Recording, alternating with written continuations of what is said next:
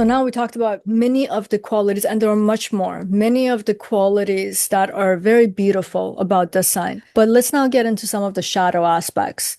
And through the transits too, a lot of times we might get glimpses of these beautiful aspects of Venus. This is the Persian in me. I actually like to tell you guys a funny story. I stood up one time in a lecture hall because the prof asked a question. I put my hand up, and as I stood up in front of over 300 people, I actually forgot how to speak English. My accent got so thick. And I was saying this in another video with Jay. Sometimes I feel like I'm actually pretending that I have this Canadian English accent. It's just sometimes just like completely goes away on the accent. The Persian accent comes about. It's very strange. Talking about accents and language is appropriate. We're talking about Gemini. But let's get to the shadow sides, because all the pleasantries to one side through the transits and through the natal chart, these shadow points can very much show themselves. But the first thing to remember, the shadow side of Venus, because it's a benefic, is not coming from a place of malice, coldness, cruelty, or harshness. It has a lot to do with diffusion of presence, because it doesn't have that focal point, as I was saying, is dealing with multiplicities. Because Venus is being governed by a sign that's mutable, is of air elements. It's air-bound. So Venus doesn't have rootedness here.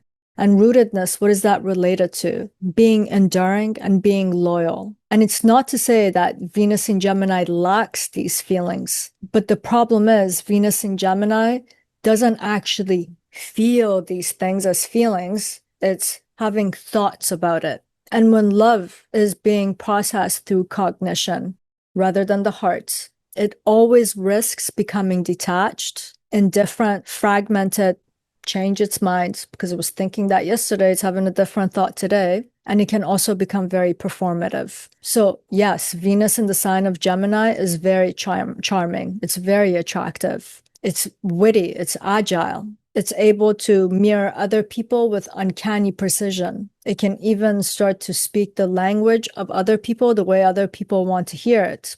Can you also hear how this is a problem? Like, these are skill sets to have. But in a relationship dynamic, in relationships that we want to sustain, they can become very problematic qualities. Like, there's a difference between someone who is inherently charming. I don't even know how to describe this. It's like their own composition and configuration is made in a way that they exude a charm. They can even be silent. They don't do anything, but they have this charming lure to them. And then there are other people who have to perform their charm. Venus in Gemini can become the performer of charm, graciousness, and beauty. And you can almost see it, that it's a performance. It's not necessarily the essence coming through. And this kind of thing actually makes a lot of people feel uncomfortable. So again, it can be a shadow side of Venus. And you know, this performing aspect of it, it can get a little bit darker in a sense that intimacy is something that you're supposed to feel, not something that you think and then you perform it. So that mimicry that's in the sign of Gemini, it can be about performing intimacy, even intimate acts. Like if you're sexually involved with someone, and it's unfortunate because so many people are raised in the age of porn where you're even supposed to have a certain kind of an expression and sound, and it's performative. It's, if you were to take the performance out, there would be a different feeling, there would be a different kind of a expression. But Venus in Gemini can become very performative in terms of performing what intimacy is on every level, from sexuality to even platonic friendships. And that feels fake. And a lot of people can read that. And the problem is when it's performative, the thing that feels like connection can dissolve very quickly, just like the way thoughts come and go very quickly. That's why these kind of things can't occur purely on the level of the cognitive level. It has to involve the heart, and then the heart has to involve the body. There has to be this concert of everything involved. But Gemini is very intellect oriented. It's mental, it's cerebral. And I would argue, I was saying that this planet is not intentionally trying to be a way that might come across the way that it does, that it might not resonate. But the problem is actually the sign of Gemini doesn't create enough containment. for Venus to have a sense of stability. So Venus is working with what it got. It's in a sign that operationalizes its own function in this way. For instance, when you think about the language of love and affection, it has a firm declaration. Like, I love you. It has like, I will do that. I am here. So it's very firm when you think about it. But in the sign of Gemini, these declarations become hard to make because, again, you're thinking about it and you're not feeling it. So instead, you get a lot of flirtatious gestures, and the person's supposed to know from that that you love them. Or they start doing this bantering thing with you, and from that, they're showing their affection. But a lot of people can't feel those things as love. But for Venus in Gemini, that is an expression of love. Banter is not embodied care. That's what other people want to see. Like, you are present with the fullness of your being and you care about them. But there's this almost like a mistranslation or a misunderstanding when Venus is in Gemini with its shadow point. All of these things can be resolved throughout life. And for some people, even by end of a transits, because there's suddenly this understanding or this revelation. But these are the things that this placement could deal with as its shadow parts or points. The point here is the danger of this signature is in mistaking expression for being present. It's the mistake of assuming that describing love is the same thing as loving someone, such as showing up for someone consistently through thick and thin, no matter what, or is about the inability to show responsibility. As I was saying earlier, the sign of Gemini can be unreliable. So when you get Venus here, the person might not be able to reliably and responsibly show up time and time again to maintain what love requires. And this becomes a problematic point in long-term relationships. There's another thing here too when it comes to relationship. Because of the air element, the dual nature of Gemini, anytime we have love connected to the sign of Gemini, like Venus in Gemini, we get a sense of restlessness in relationships. Like, commitment becomes a difficult thing.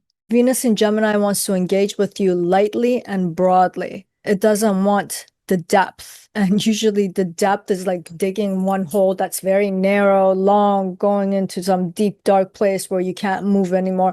And Venus in Gemini is like, I can't bear that. I can't do that. I feel like I'm suffocating. There's no air down here. And a lot of times in love, in loving another person, that love requires us to be still, to be silent, to bear the emotional labor. These are not the fortes of Venus in Gemini.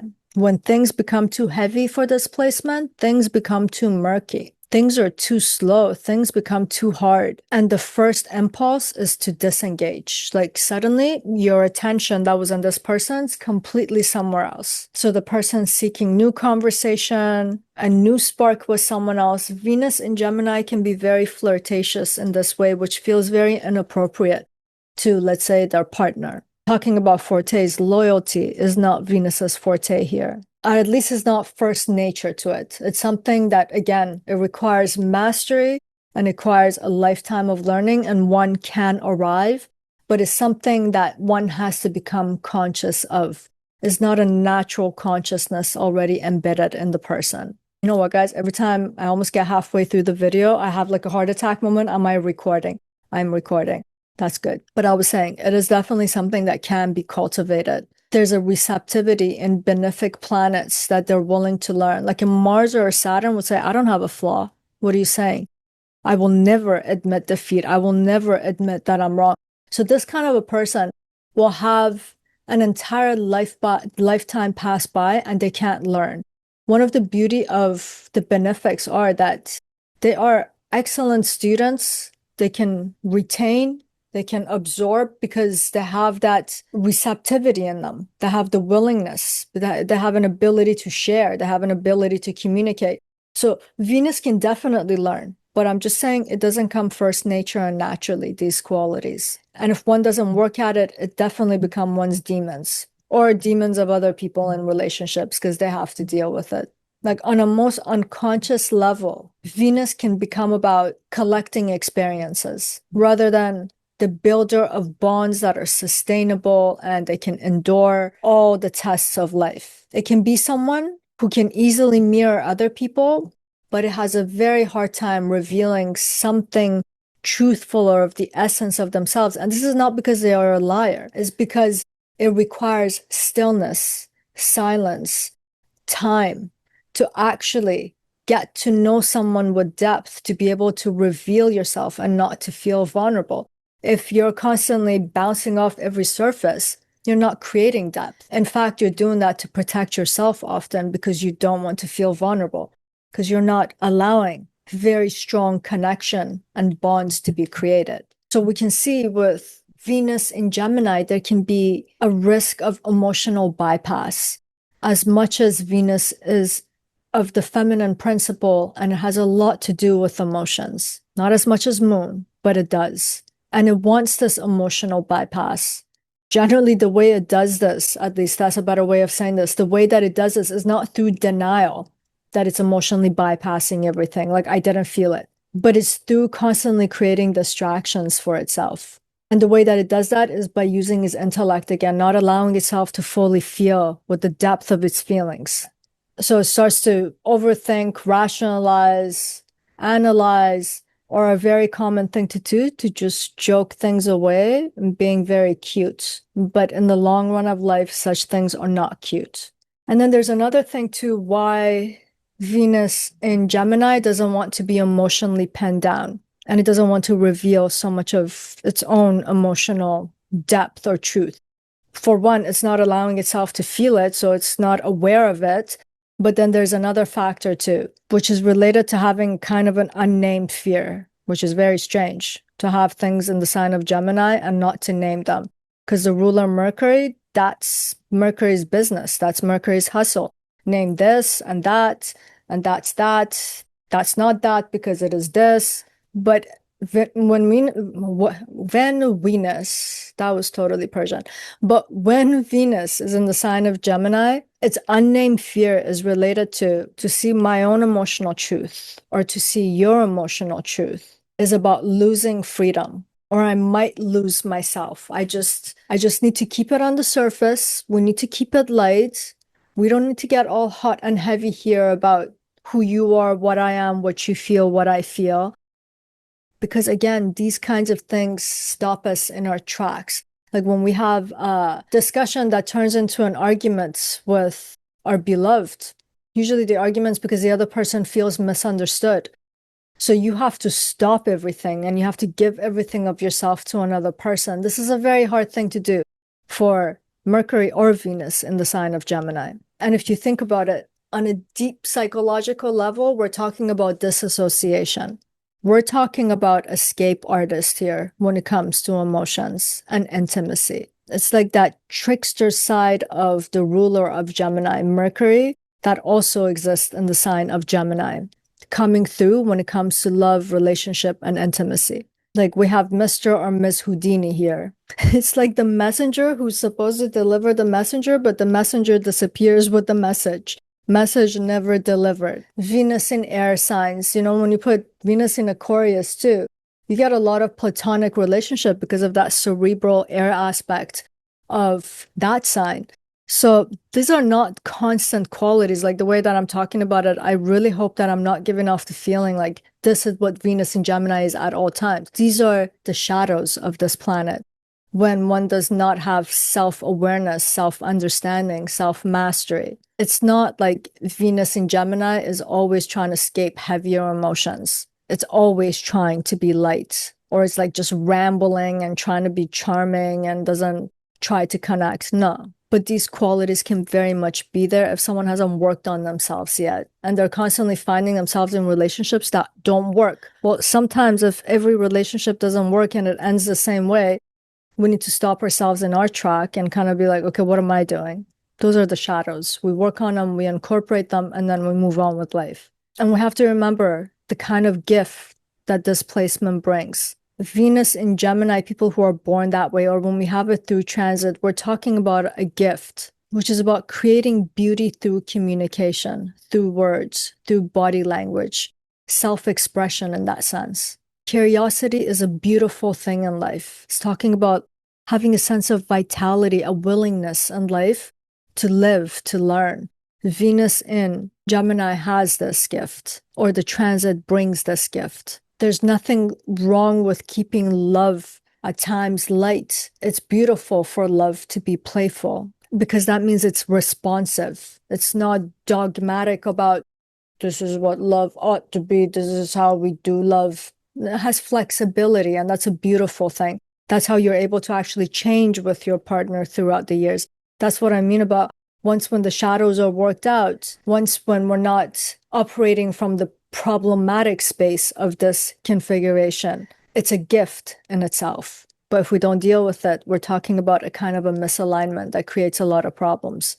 We have to understand that difference. And when we learn about sign placements and transits, not to freak out. The first thing that we should all focus on is, where is my own level of awareness and consciousness in this moment of life? The more self-understanding you have, the less these grahas, grabbers, planets are called grahas in Vedic astrology. Graha are the grabbers. They can't grab you because you understand something about life. But if you don't, and you don't understand something about yourself, they will grab and they will torment, even through trines. Seen it over and over, even exaltations. It's kind of like if you are generally unmoved by another person's evaluation of you, it will not matter if it's a compliment or an insult. It's kind of talking about that kind of an idea, not to be able to be grabbed by these planets in their best and worst positioning. But there is a lesson, a general lesson here for Venus in Gemini. It has to learn how to move from constant diffusion to some sort of a coherence. It has to learn how to move between performance and presence, from curiosity to care. Initially, sitting at that date, constantly asking questions, it feels like care because a person cares enough to be curious about you and to know about you. But at some point, you got to drop the asking questions, roll up your sleeve, and get to dirty work because that's what care looks like. So these are, and I was saying at the beginning, this combination, whatever goes into Gemini, has to operate from liminal spaces, in between spaces. So the mastery here is to be able to go from curiosity to care, from performance to being present. So it's still the nature of Gemini. We can't change the nature of Gemini, but we can make it more functional. I'm going to get a little bit of water and then I'm going to check out this outline, see how much more I have, because generally I write a lot about a topic and then I just highlight the parts that I'm going to be discussing in the video. So I'm just going to go through the whole thing. I'll be back in a minute, but it'll be like a split second for you guys. I'm back. And I do this often against my own better judgments. I get coffee instead of water. That's what I did. And you know what I was thinking? I have Venus in Taurus, which is so different from the Gemini quality because it's got that like enduring, loyal stability. And I just feel like if I could test drive a planet, I would have had a lot more fun in life. It's a fun placement. But let's get on with the video. And I want to finish off with some life lessons for this transit and this placement in general. As fun as this placement is important to learn. Being mentally stimulated by someone is not the same thing as being emotionally present with them. And Venus in Gemini sees attraction in ideas, and it can very much remain in the realm of speech. So it can risk becoming disembodied and not present. It can disassociate. So the soul lesson here is to bring affection down into the body from up here, to feel and then to articulate, not to just assume what the feeling is and just talk about it. This placement can also have a tendency to talk rather than to touch. Venus represents the five senses, is about sensuality. And it's nice to touch other people with our words, but sometimes we literally just have to touch another person. We have to hug them. We have to demonstrate the feeling. And we can always, a lot of us, many of us do, use the intellect to protect ourselves from feeling vulnerable. So the feminine principle has a lot to do with feeling vulnerable. So one has to become accustomed to get used to that feeling vulnerable. So the solution is to develop a kind of a courage to stay emotionally attuned, even when silence has to replace speech. Sensory deprivation for Venus in Gemini. It's okay to let love be awkward in silence. It's okay to be wordless sometimes. Lesson number 2. Venus in Gemini generally often learns through contrast of things. So the pleasure comes from variety. And this can actually create a lot of instability. So the life lesson is it's not to reject variety, because Gemini will not allow that, but just to realize that intimacy requires consistency, reliability. And this doesn't have to feel like you're becoming dead, monotonous, but it's actually a way of deepening meaning and having more meaningful conversations, which is something that's very much valued with Gemini. Venus in Gemini has to learn that repetition of conversations are actually okay. It's okay to stay with a topic. It's okay to circle back to it. It's okay to have a conclusion and have closures. It's okay to understand what is underneath that initial charm, to go deep. You can come back up. You can breathe again. So it requires a kind of a trust. So the solution here is cultivation of patience, to have a sense of presence with that patient and long-term dynamics. That's what actually creates long-term dynamics. This is the way to return to the same relationship, or even the creative process, because Venus has to do a lot with creativity. If you're a creative, it's very easy to start a project, to abandon ship because you just had another thought or idea, or you love that thing now. So you just abandon this. So there's all this unfinished project. And this transit can bring our attention to this, that, hey, we keep starting things and we're just leaving them halfway because we just don't want to get too deep. We don't want to circle back. We don't want to have that repetition. But it's part of life. When we look at life in general, 80% of it is just this redundant, repetitive thing. But that's the reproduction of the self. This is how we maintain life.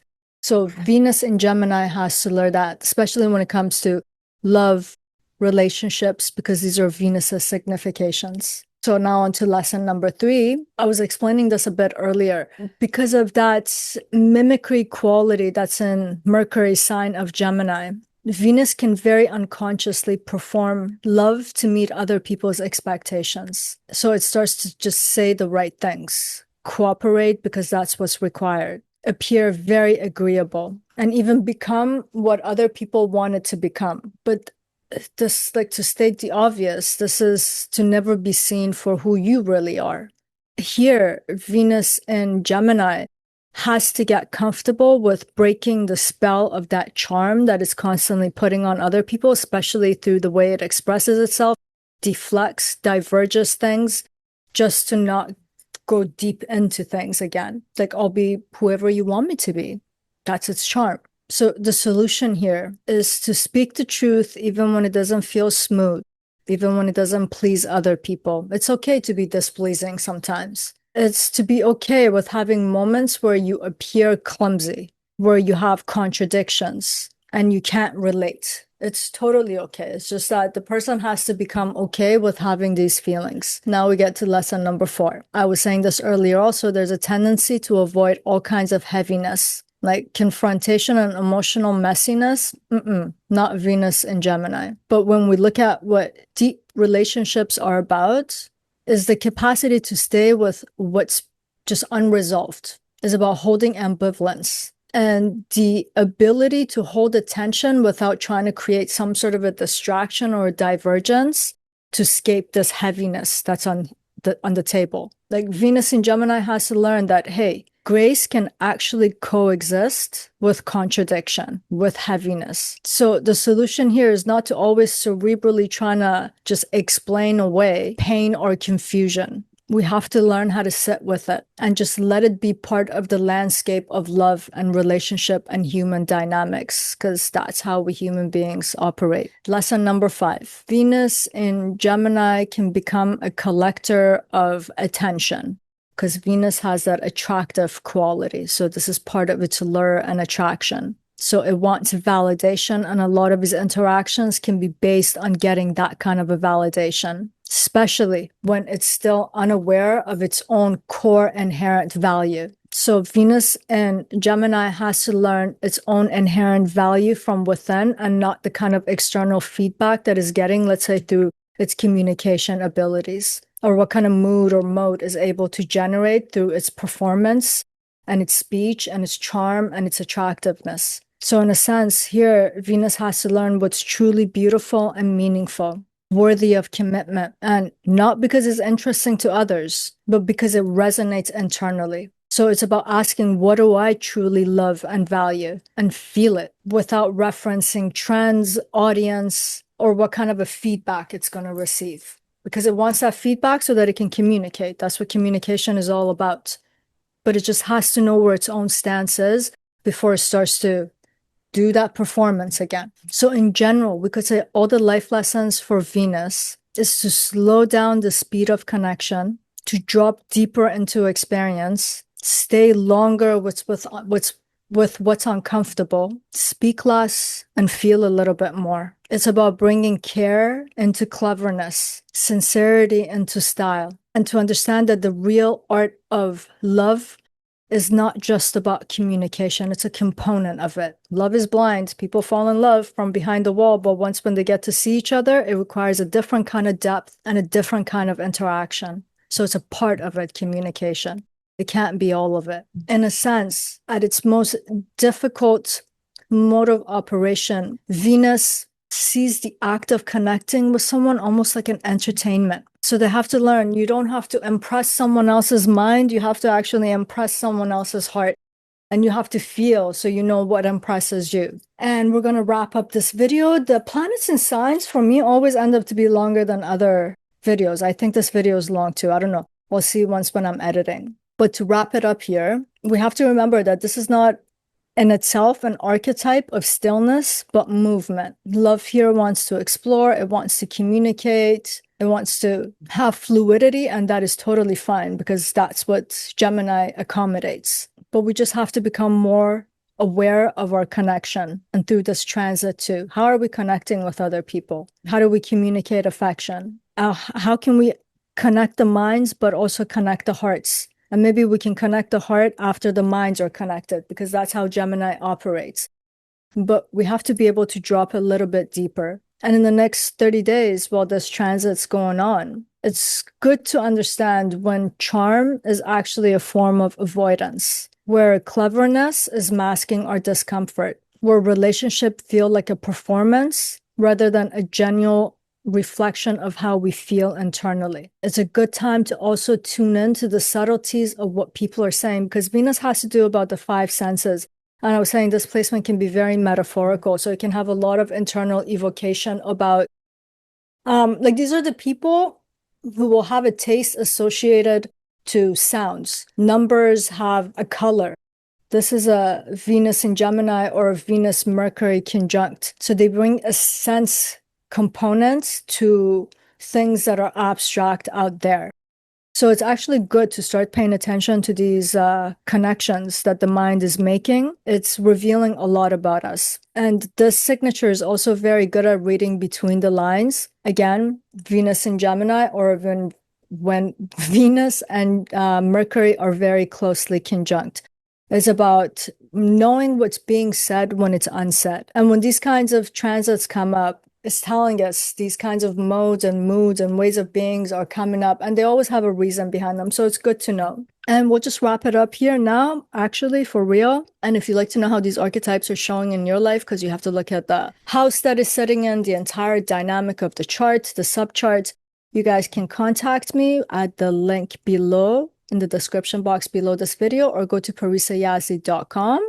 And thank you so much for watching. And as always, I'd love to hear you guys' thoughts and comments if you have this placement or how you experience the transit. And may this transit be filled with love, great communication, and a great sense of play and flirtatiousness and whatever else that you like that we've discussed as part of this configuration. And with that, I'm sending you much love. Till next time.